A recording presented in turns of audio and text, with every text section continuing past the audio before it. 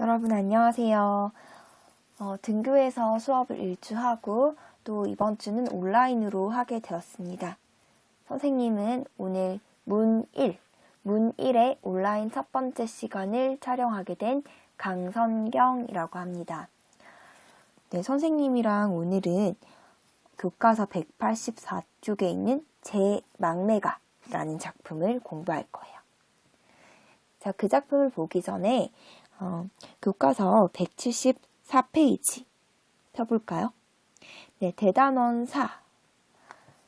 네, 대단원사는 차례를 보면 한국문학의 역사, 그죠? 네, 거기에 소단원 1, 상고시대에서 고려시대의 문학 부분입니다. 여러분들 등교했을 때 교과 담당 선생님들과 이 부분을 살펴봤었죠. 문학사 개관이라고 해서 문1 시간에 공부를 했을 거예요. 자, 176쪽, 177쪽을 걸쳐서 보면요. 오늘 배우려고 하는 작품이 바로 제 막내가라고 했잖아요. 네. 네, 여기 있습니다. 19체 향가 제 막내가. 확대를 좀 해보면 지난 시간에 선생님들이랑 다 봤을 테니까 네, 간단히 살펴볼까요? 향가는 잠시만요. 이동을 좀 할게요. 잘 안 되네요. 왜 잘 안 되지? 된다. 자, 향가는 신라 때부터 고려 초기까지 향찰로 지어진 서정시이다. 네, 창작된 시기는 신라 때부터 고려 초까지도 명맥이 유지되다가 고려에 들어가서 쇠퇴하게 된다고 했어요. 그리고 향찰은 좀 이따 학습지로도 볼 건데요. 한자의 음과 뜻 부분을 빌려와서 우리말을 표기하는 방식입니다. 이때는 훈민정음 창제 이전이었기 때문에 우리말은 있었지만 그것을 표기할 수 있는 우리의 문자는 없었죠. 그래서 중국의 글자를 빌려와서 이렇게 우리말을 표기했던 거예요. 자, 그리고 형식에 따라서는 4구체, 8구체, 19체가 있다고 했죠. 4줄짜리, 8줄짜리, 10줄짜리입니다. 이 중에 19체 향가가 가장 정제된 형식, 가장 좀 세련되고 발전된 형식이다 라고 해서 사뇌가라는 명칭이 따로 있다고 했어요. 그렇죠? 이때 사뇌가 정제된, 세련된, 다듬어진 이런 의미라고 했습니다. 네. 그리고 향가의 주된 작자층은 누구라고요? 네, 향가의 주된 작가층은 스님 또는 화랑. 그래서 내용은 불교적이거나 화랑의 정신세계, 화랑의 생활 이런 것을 다룬 것들이 주를 이룬다고 했어요. 밑에 주요 작품을 보니까 이렇게 있네요. 우리 교과서에서 우리는 184페이지로 가서 그러면 월명사라는 스님이 지으신 제 막내가를 보도록 하겠습니다. 네, 여러분 교과서 184페이지 펴주세요. 선생님이랑은 이번 시간에 184페이지 그리고 185페이지에 해당하는 학습을 할 거고요. 그리고 그 다음 이게 문1이 일주일에 한 번밖에 안 들었죠. 그래서 다음 온라인 수업이 이루어지는 6월 17일에서 6월 23일 주간 있죠. 그때 문1 시간에 저 말고 다른 선생님께서 이 제 막내가 2차시 수업을 찍어주실 거예요. 그때는 뒤에 186쪽과 187쪽을 정리해 주실 겁니다. 네, 그러면 선생님이랑은 오늘 184쪽, 185쪽 제 막내가 작품과 그와 관련된 학습 활동을 해보도록 할게요. 우선 시를 낭송해보는 게 좋겠죠? 네, 월명사라는 스님이 지었고요. 일단 시 낭송에 앞서서 제 막내가라는 제목의 뜻을 살펴볼게요. 이렇게 보니까 다음 제목 옆에 한자가 같이 적혀 있어요. 뭘까요? 무슨 뜻일까요?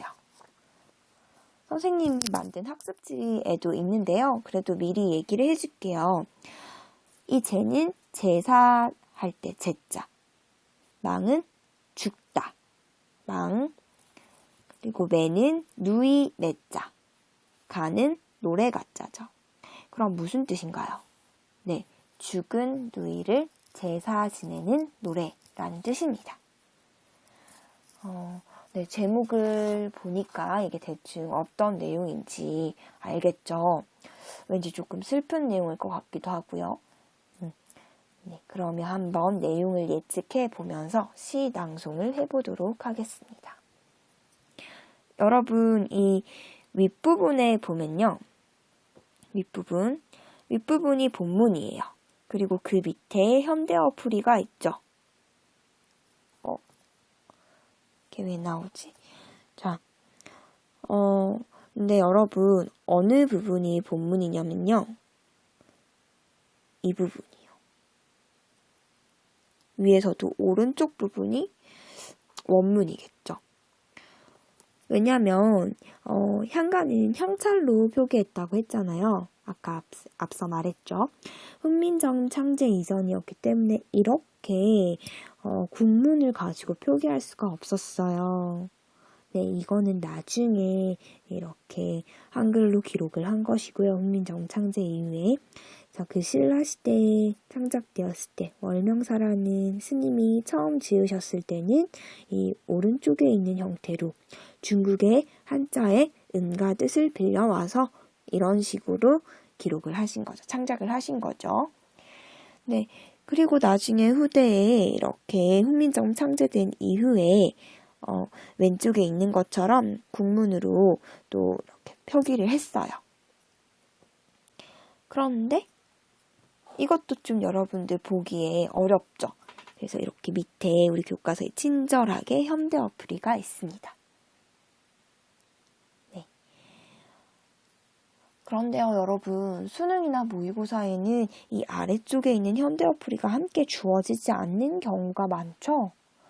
그래서 여러분들 조금 어렵고 불편하더라도 이 위에 있는 이 형태가 우리 수능이나 모의고사에 나오기 때문에 이러한 형태를 읽고 해석할 수 있도록 연습을 해주셔야 합니다. 네, 그러면 시를 낭송해 보도록 할게요.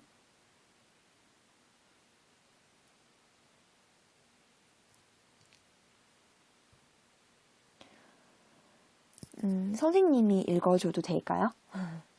네. 윗부분을 읽어볼게요. 이렇게 빨간색으로 내묻힌 부분이요. 생사 길은 이에 이샤메 머뭇거리고 나난 가나다 말도 못 다니리고 가난있고 어느 가잘 이른 바람에 이에 더해 뿌러들 잎갓 하단 가지라 나고 가는 곳 못알온뎌 아야 미타차라 맞불나 돛닦아 기들이고다. 네, 잘 들으셨나요? 여러분도 이렇게 읽을 수 있겠죠? 네, 그리고 현대 어플이 한번 읽어보세요.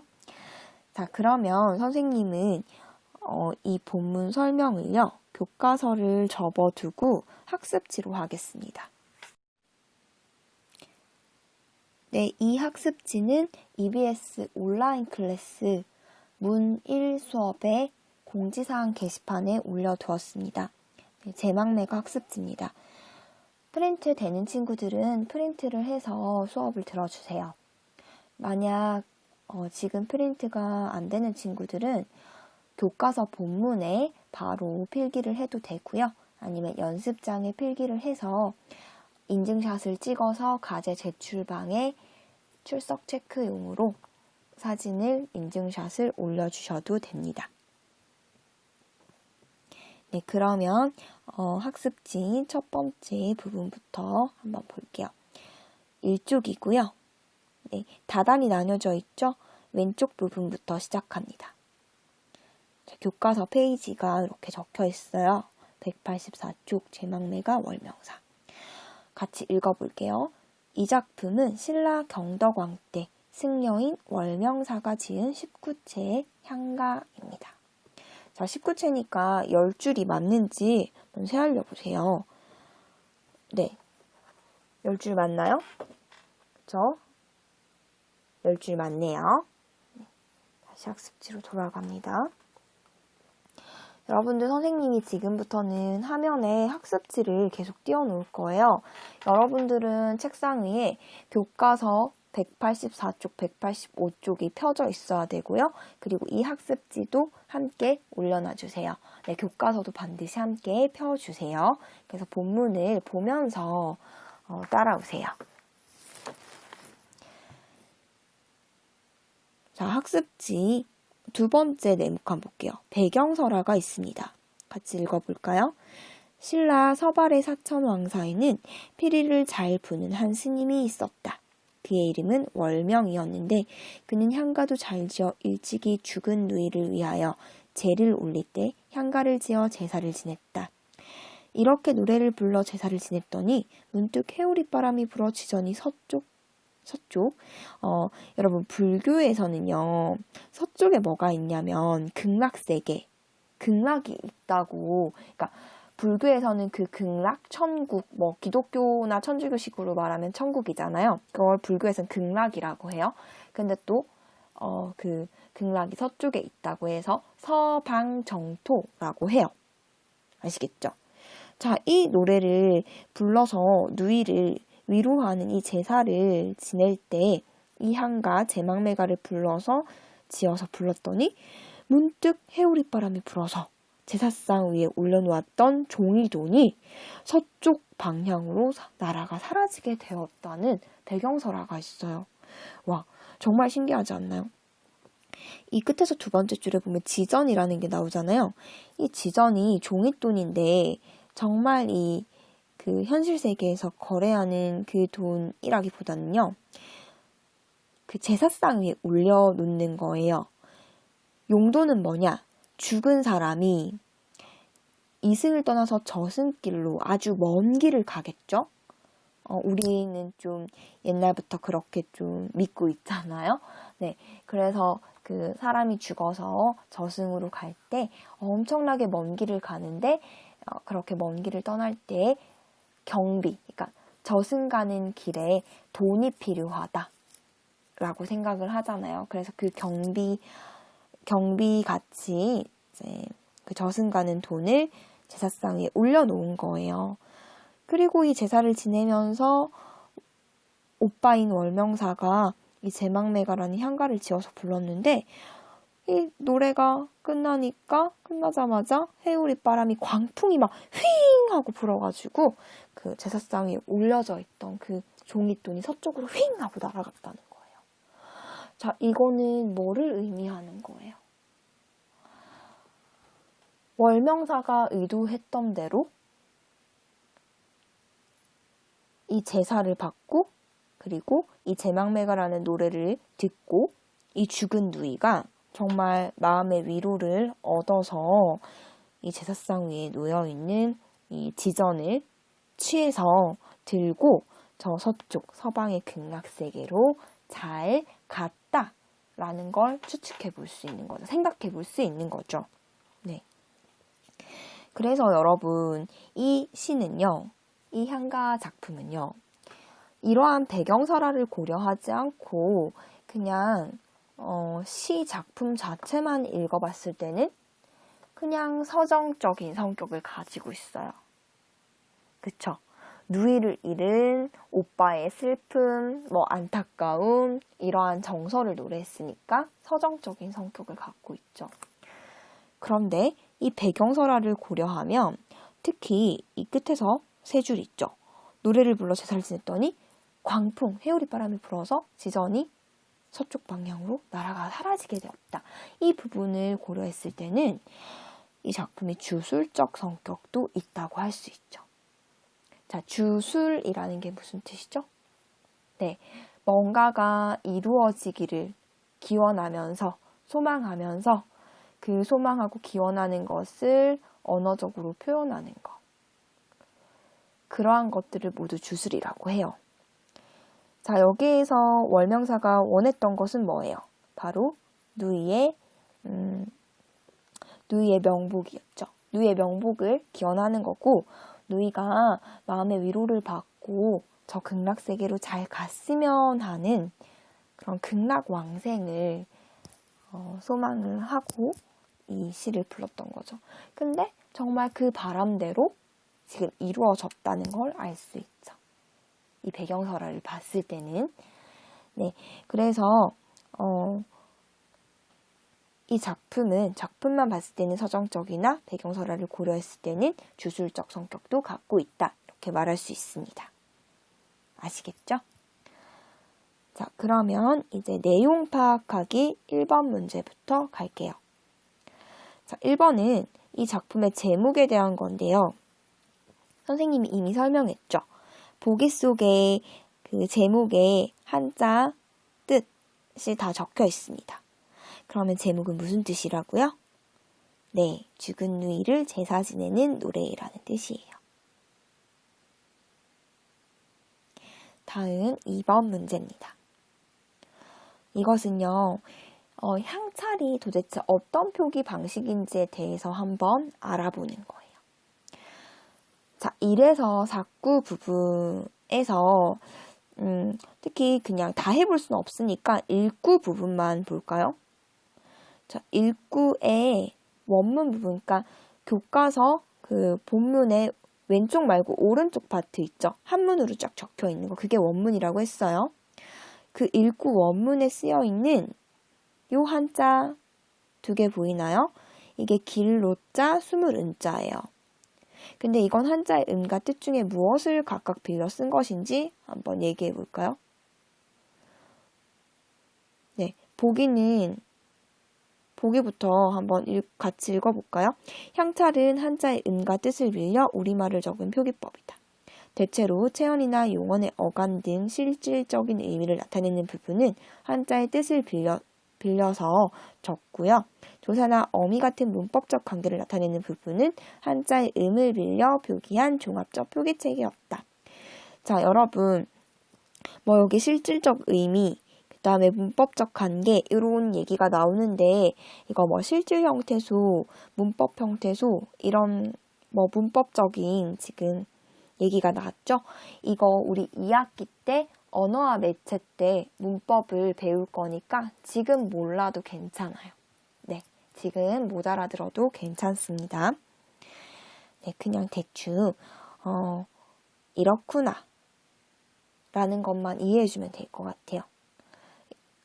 그러니까 실질적인 의미라는 것은 구체적이고 감각적이고, 그래서 우리의 시청, 후미, 촉, 시각, 청각, 후각, 미각, 촉각이라는 그 인간의 오감 있죠. 그 감각으로 감각할 수 있는 그런 구체적인 어떤 의미를 가지고 있는 것을 말하고요.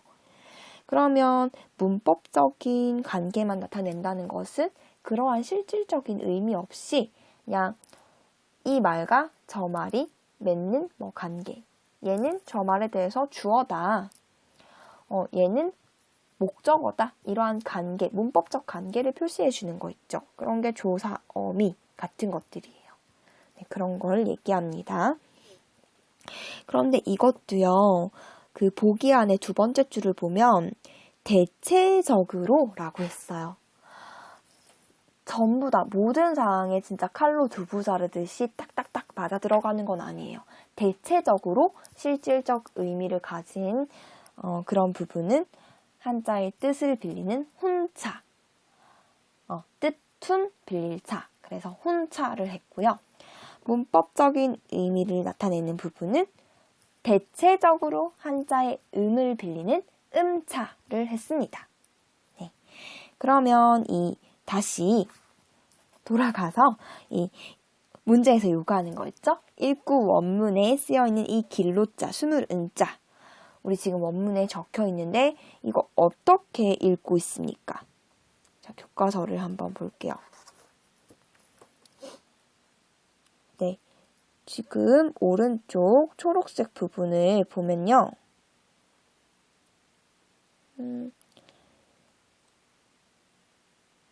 잠시만요. 네, 이렇게 적혀 있잖아요. 그쵸? 이거 어떻게 읽고 있어요? 네, 왼쪽을 보세요.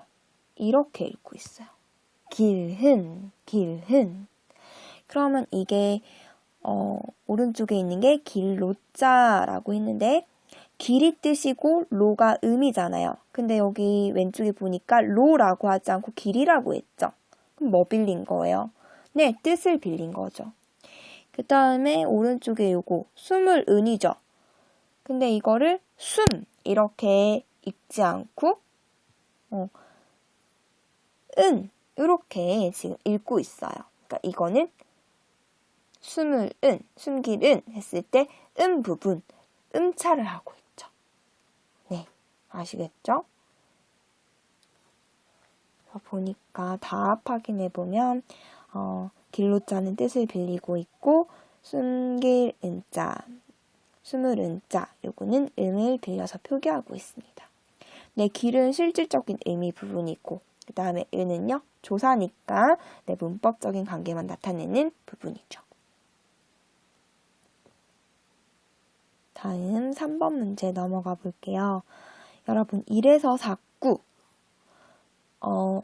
여러분 지금 선생님이요 이거를 학습지를 보면 잘 보세요. 문제 앞에 1에서 4구 이렇게 끊었고 또 5에서 8구로 끊고 9에서 10구로 이렇게 총 3단락으로 끊었어요. 이거 왜 그럴까요? 눈치 빠른 친구들은 왠지 눈치챘을 것 같은데 여러분 19채 향가는요 10줄짜리라고 했어요. 그래서 형식적인 특징을 살펴보자면 얘는요 학습 활동에도 있긴 한데 미리 얘기해 줄게요. 3단 구성이에요. 내용상. 그래서 뭐 이게 영구분이 있는 것은 아니지만 내용적으로 이 3단, 그러니까 3개의 내용 덩어리로 크게 나뉘는 거죠. 그래서 4줄, 4줄, 2줄 이렇게요. 그래서 앞에 4구, 4구, 2구 이렇게 나뉩니다. 그렇게 세 부분 나눠서 살펴보는 거예요. 자, 3번.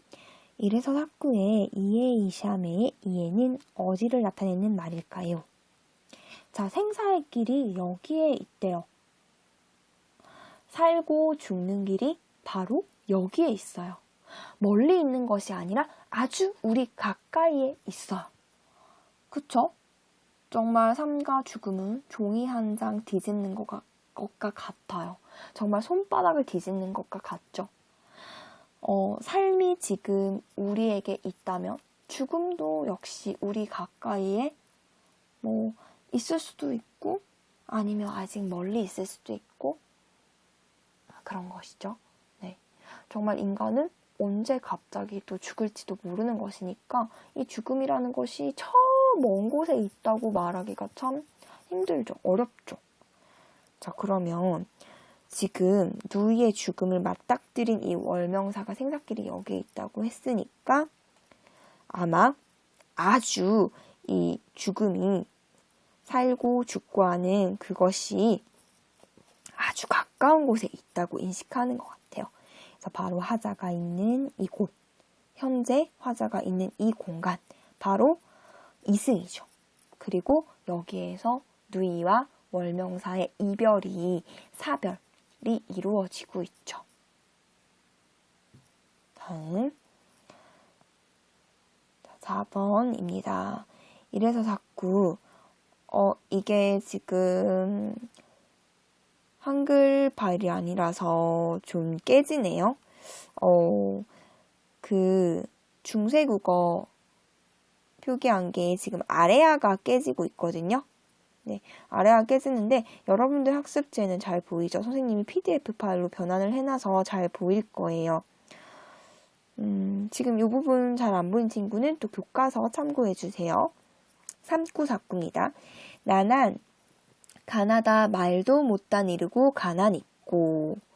이때 라는 누구를 가리키는 걸까요? 월명사? 아니면 누이? 네, 바로 화자의 누이입니다. 자, 누이가 오빠 나 이제 갈게. 나 먼저 저승에 갈게. 이 말을 하지도 못하고 간 거예요. 그래서 5번 문제에 그 말도, 그러니까 작별 인사도 다 하지 못하고 가는가, 갑니까? 해서 알 수 있는 시적 상황을 떠올려 본다면, 누이가 어떤 충분한 시간을 가지고 오래 아프다가 죽었다거나, 이렇게 뭔가 이별을 할 시간이 있었다거나 한 것 같지가 않고, 뭔가 엄청 예상하지 못했는데 급작스럽게 죽었다는 걸 알 수 있죠. 그래서 작별 인사도 나누지 못하고 떠났습니다. 다음 오른쪽으로 가볼게요. 6번 문제. 그러면 이래서 자꾸 누이의 죽음을 맞은 시적가자의 정서는 과연 어떠할까요? 네, 안타깝고 슬프고 애처롭고 두렵고 그렇지 않을까요? 그렇겠죠? 네.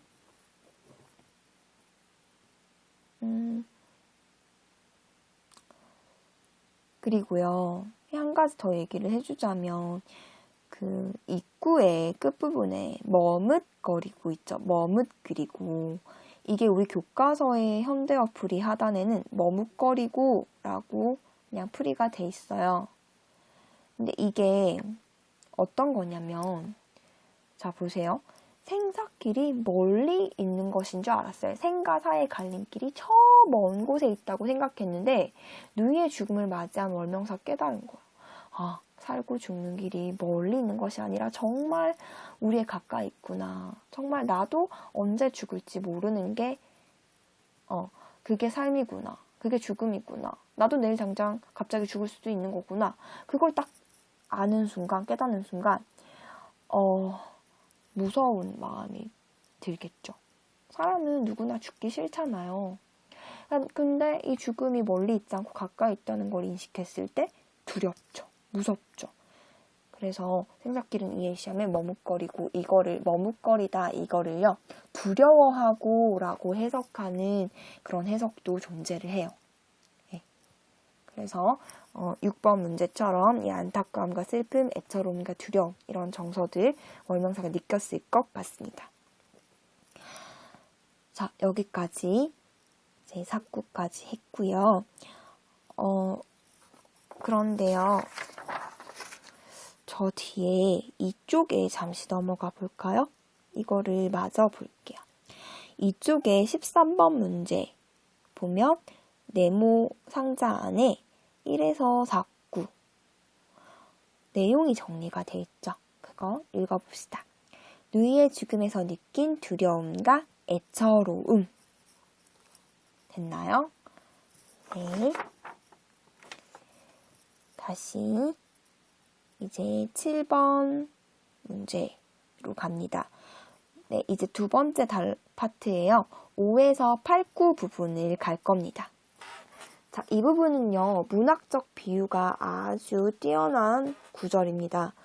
자, 다음 식구들이 무엇을 비유한 것인지 파악해 보고요. 또 이 비유적 표현의 식구들을 사용한 효과를 말해 봅시다. 네, 이 부분이 정말 비유가 기가 막혀요. 그래서 엄청 문학성이 높은 부분으로 평가를 받고 있습니다. 여러분, 이른 바람이 비유하는 것은 무엇일까요? 자, 이게요. 옥구를 보면 계절적 배경이 지금 어느 가자 이른 바람에라고 해서 가을이 배경이라는 걸 알 수 있어요. 여러분, 가을에는 막 가을바람이 불잖아요. 그럼 그 가을바람에 나뭇잎들이 후두두두둑 하고 막 떨어지죠. 그걸 추풍낙엽이라고 하잖아요. 가을바람에 잎이 떨어지는 걸. 자, 그 상황으로 지금 뭔가를 비유한 거예요. 자, 이 노래는 죽은 누이를 제사 지내는 노래라고 했죠. 자, 그럼 그것과 연관시켜 봐야 되겠죠. 월명사의 누이가 천수를 누리고 자기 수명을 누리고 죽었을까요? 아니면 수명대로 살지 못하고 좀 비교적 이른 나이, 젊은 나이에 죽었을까요? 네, 나오죠? 젊은 나이에 죽었다는 거 생각해 볼 수 있습니다. 가을에 바람이 부는 건 맞는데 좀 이르게, 그러니까 이르다, 빠르게, 좀 시기가 빠른 시기에, 이른 시기에 이 가을바람이 불어온 거예요. 그렇죠? 근데 이 바람에 잎이 막 떨어진다고 했잖아요. 그 밑에 걸 보면 그 바람 맞아서 떨어지는 거, 생명력이 다해서 아래로 떨어져서 죽은 거죠. 그 나뭇잎 자체가 낙엽이 됐다는 것은, 그래서 이 떨어지는 잎은 죽은 누이를 비유한 것이고요. 그럼 이 잎을 떨어지게 만든 그 바람, 근데 이 바람이 일찍 좀 시기가 이르게 불어왔어요. 그러니까 누이가 일찍 젊은 나이에 죽었다는 걸 비유하는 거죠. 제 수명대로 살지 못하고 젊을 때 죽는 걸 요절이라고 합니다. 자, 다음 한 가지. 그 7구에 보면 한 하단 가지라 나고 라고 돼 있죠. 이 잎이 원래 그 하나의 나뭇가지에 붙어 있던 잎이었나 봐요. 그런데 어떤 잎은 붙어 있는데 어떤 잎은 이 바람, 이른 바람에 후두두두 하고 떨어져 버린 거예요. 그러면 여러분 생각해 볼 수 있죠. 가지에 붙어 있는 잎은 월명사고, 월명사를 비유한 거고, 이 바람에 떨어진 잎은 누이를 비유한 것이죠. 그러면 그 월명사 잎과 누이 잎이 함께 붙어 있던 그 한 가지는 뭐겠어요? 네, 바로 한 부모. 월명사와 누이의 부모님을 얘기하는 거겠죠. 이런 의미예요. 우리가 같은 부모님에게서 태어났는데 어떻게 네가 먼저 죽을 수 있지? 나는 이렇게 살아있는데? 근데 분명히 너도 나도 우리 부모님한테서 온 거는 내가 알겠는데 너가 먼저 죽어버려서 너가 어디에 갔는지 간 곳을 내가 모르겠구나. 이렇게 지금 8구에서 얘기하고 있죠. 가는 곳 못 알온겨. 네가 어디로 갔는지 모르겠구나. 이렇게 얘기하고 있습니다. 자, 사용 효과를 볼게요. 한 가지에서 난 잎들이 여기저기 떨어지는 모습으로 누이의 죽음을 나타내어서 형상화, 표현했다, 나타냈다 이런 말이에요. 그래서 누이의 요절에 대한 슬픔과 안타까움을, 자, 누이의 요절에 대한 슬픔과 안타까움은 뭐예요? 월명사가 느끼는, 화자가 느끼는 정서죠. 정서는 사실 눈에 보이지 않아요. 인간의 눈으로 볼 수 없는 추상적인 것이죠. 그런데 이것을 한 가지의 난잎이 바람 맞아 막 떨어지는 것으로 되게 시각적으로 표현하고 있어요. 특히 시각적 감각으로 구체화하여서, 그러니까 마치 눈에 보이는 것처럼 그렇게 표현을 하고 있는 거죠. 그래서 추상적인 정서를 구체화해서 감각화해서 보여주니까 더 눈앞에 선명하게 이 월명사가 느끼는 정서가 와닿네요. 네. 다음 이제 8번 문제입니다. 그러면 이 5에서 8구에서 시적 화자는 누이의 죽음으로 인해 삶에 대한 어떤 생각을 갖게 되었을 것 같아요? 화자가 느끼는 정서는 인생 무상감이죠. 인생 무상이 무슨 뜻이야? 삶이 참 부질없다, 덧없다. 뭐야, 왜 사는 거야? 참 허무해.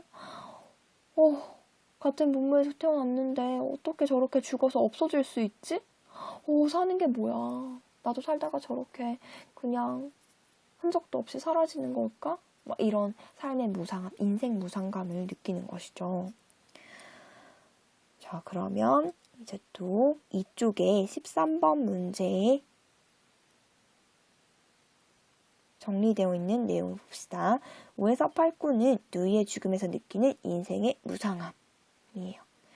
여러분 이거요. 지금 13번 문제에 네모 있죠? 1에서 4, 9에서 8, 9, 9에서 19 내용 정리되어 있는 거 주요 내용 이거요. 교과서 185페이지에 학습활동 2번의 갈로 1번 문제에 해당하는 것입니다. 네. 여러분 있잖아요. 교과서를 185페이지 학습활동을요. 선생님이 이 학습지에다 다 넣어놨어요. 네. 여기에 학습지 다 넣어놨습니다. 이거 보시면 돼요. 그리고 이거 출력 못하는 친구는 이거 보고 교과서 185쪽 학습활동 채워놓으면 되고요. 네, 그럼 이제 조금만 더 하면 됩니다. 힘내봅시다. 자, 마지막 9에서 19예요. 여기 보면은 본문에 아야! 라는 감탄사 나왔죠. 아야! 미타차라 맞불나 돛닦아 기들이고다. 이렇게 끝이 납니다. 자, 이때 미타찰은요, 불교적 극락세계를 가리킵니다. 9번 문제 봐주세요. 미타차라 맞볼 나의 나는 누구를 가리키는 말일까요? 또 미타찰에서 누구를 만난다는 것일까요? 자, 여러분 아까 3구에서 나는 월명사인 누이를 가리키는 말이었죠. 그러면 이 9구에서의 나는 누구를 가리키는 걸까요? 네, 바로 시적하자. 월명사를 가리키는 말이죠. 그러면 이 월명사가 미타찰에서 나중에 먼 훗날에 누구를 만나겠다는 거예요. 네, 죽은 누이를 그 극락에서 다시 만나겠다는 얘기인 거죠. 자, 그럼 10번. 시적하자는 누이의 죽음에 대해 어떤 태도를 보이고 있나요? 네, 누이와의 재회를 확신하고 있죠. 여러분, 1구에서 8구까지는요. 슬펐어요. 화자의 정서가 되게 아래로 곤두박질 치는 막 깔아앉는 부정적인 정서였어요.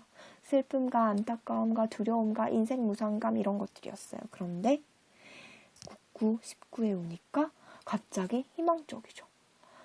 막 슬퍼하는 것이 아니라 희망을 가져요. 이게 끝이 아니야. 누이와 먼 훗날 다시 저 극락에서 다시 만날 수 있어. 라고 확신을 하고 있죠. 그래서 긍정적으로 변화하는 모습이 나타납니다.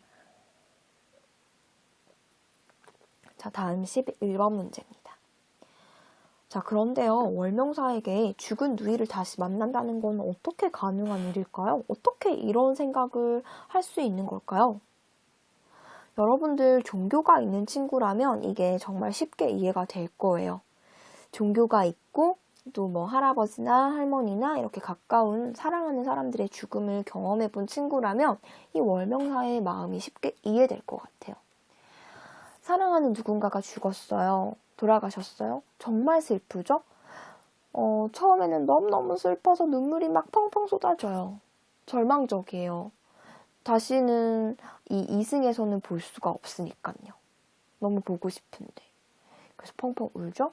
하지만 뭐 불교든 기독교든 천주교든 이렇게 종교가 있는 사람들은 그 내세를 믿잖아요. 사후세계를 믿죠? 그래서 뭐 천국이 있다, 극락이 있다 이렇게 믿잖아요. 그러면 나중에 죽어서 거기서 다시 만날 수 있다고 생각하는 거죠. 그러면 마음이 한결 좀 밝아져요. 그런 경험 해보셨나요? 그러면 11번 이 월명사는 스님이니까 그 불교에서는 윤회사상이라는 게 있죠. 이번 생에 살고 죽으면 그걸로 끝나는 게 아니에요. 모든 존재가 순환해요. 계속 돌고 돌아요. 그래서 불교에서 삼생이라고 하잖아요. 현생, 전생, 그리고 차생. 그러니까 전생, 현생, 차생. 차생은 다음 생을 말하는 거죠. 그리고 뭐 내생 이런 거 다 해가지고 계속 돌고 도는 거죠.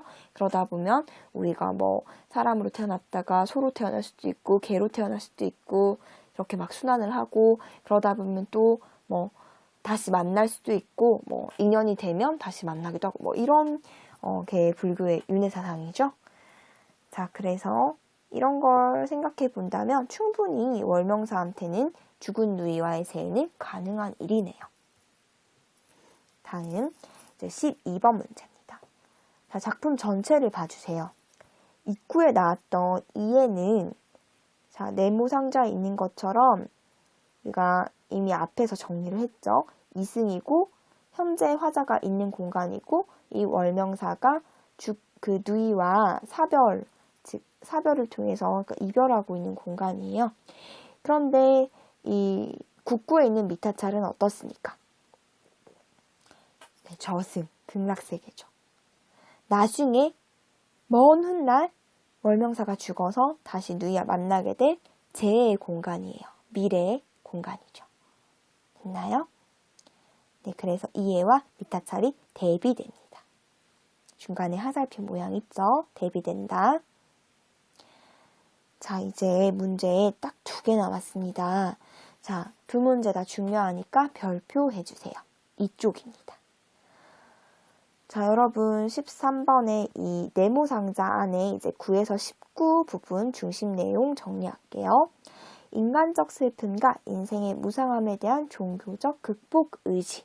저 재회에 대한 소망을 다졌죠. 네, 그 불교의 윤회 사상을 바탕으로요. 자, 이렇게 정리를 하고요. 자, 위에 13번 문제를 읽어보세요. 이거 심화된 그 문제인데요. 교과서 학습활동 2번의 갈로 2번 문제입니다. 그거 그대로 옮겨왔어요. 자, 주요 내용을 다음 상자에 있는 주요 내용을 바탕으로 제9구의 감탄사 아야가 어떤 역할을 하는지 그 기능을 말해봅시다. 어떤 것 같아요? 자, 이 네모 상자 중심 내용 정리한 걸 참고로 한번 생각해보세요. 네. 저 답을 보면 앞서 전개되어 온 시상을 정리해줘요.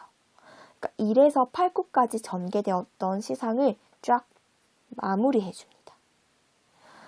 그리고 또 1에서 8구까지 이어져 오던 그 슬픈 정서, 비극적 정서, 부정적 정서를 슬픔의 극복 의지, 재회에 대한 소망이라는 긍정적인 감정으로 시상을 전환하는 기능을 해주죠. 그렇죠? 자, 갈로 속의 답 전환하는입니다. 전환, 바꿔준다는 거죠. 완전 반전시켜줬죠? 네, 시상의 전환, 반전 딱 시켰습니다. 앞부분 1에서 8구까지 부정적, 뒷부분 9에서 19 긍정적인 정서로 촥 치고 올라가네요. 자, 마지막 14번 문제입니다. 교과서 185페이지 학습활동 2번의 갈로 3번이고요. 학습지 13번 답을 바탕으로 해서 19체 향가의 형식적 특징을 한번 정리해 봅시다. 선생님이 아까 앞서 설명을 했었죠. 19체 향가는 4줄, 4줄, 2줄 이렇게 3단으로 시상이 전개된다. 내용상 그렇게 전개된다고 해서 13번 문제에서도 그렇게 중심 내용을 정리했어요. 그렇죠? 자, 그리고 이 마지막 99를 뭐라고 하냐면 결구 또는 낙구라고 해요. 맺을 결자, 떨어질 낙자. 그러니까 끝이 나는 마무리가 되는 구. 작품을 끝맺는 구라고 해서 결구 또는 낙구라고 해요. 근데 이 19체 향가의 특징이 뭐냐면 이 결구의 첫머리에 아야, 아 같은 감탄사가 와요. 이 감탄사의 역할이 뭐냐는 거죠. 바로 화자의 정서를 집약하면서 집약한다는 게 쫙 모아주는 거예요. 1에서 8구까지 전개되었던 펼쳐졌던 화자의 정서를 딱 압축해주는 거예요. 엑기스 짜듯이 쫙 압축해주는 거죠. 그러면서 시상을 마무리해주고 그리고 또 13번의 답까지 같이 봐줘야 돼요. 시상을 정리해주고 마무리해주고 화자의 정서를 집약시켜주고 그러면서 또 1에서 8구까지 전개되었던 그런 시상을 이 9구, 19에 가면은 더 깊이 심화시켜줘요. 시상을 심화시켜줘. 심화. 깊이 있게 들어가. 그리고 또는 모든 작품이 그런 건 아니지만 이 제망매가 같이 시상의 전환, 반전이 일어나게도 해주는 역할을 해요. 그게 바로 결구 감탄사의 역할입니다. 아시겠나요? 자, 그러면 이제 맨 밑에 있는 작품 개간 같이 읽어보고 마치겠습니다. 핵심 정리. 갈래, 여러 번 얘기했고요. 제재, 누이의 죽음이고요. 성격, 추모적. 죽은 누이를 추모하는 거죠. 누이의 그 극락 왕생을 기원하면서 누이를 위로하기 위해서 누이의 제사에서 지어서 부른 거예요. 애상이 무슨 뜻입니까? 슬프다는 뜻이죠. 애상적. 그리고 특히 불교적 색깔을 가지고 있습니다.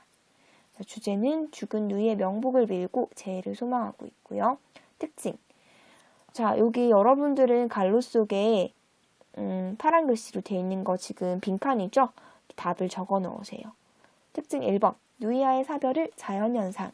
그 한 가지의 나뭇잎이 나고 그것이 이른 바람에 떨어지는 것으로 비유해서 감각적으로 나타내고 있었죠. 그래서 화자의 정서를 감각적으로 구체화시켜서 표현한 효과가 있다고 했습니다. 2번. 하강적 이미지를 통해 죽음의 분위기를 효과적으로 형상화했다. 쌤이 아까 얘기했죠. 그 바람을 맞아서 떨어지는 잎이 아래로 떨어지죠. 낙엽은 위에서 아래로 떨어져요. 그 떨어진다는 것 자체가 하강적 이미지, 소멸의 이미지인 것이죠. 그래서 누이의 죽음을 연상시킵니다. 3번. 누이의 죽음이라는 인간적 슬픔과 고뇌를 종교적으로 극복하려는 의지를 드러내고 있다. 요 3번이 제일 중요한 특징이고 작품의 주제와도 연관이 됩니다. 네, 이렇게 해서 제망매가 1차시 수업을 모두 끝냈고요. 여러분들 과제 인증샷, 수업 필기 인증샷 잊지 말고 꼭 올려주시고요. 과제 제출방에. 그리고 다음 등교를 하고 난 다음에 또다시 맞게 되는 온라인 수업 주간 있죠?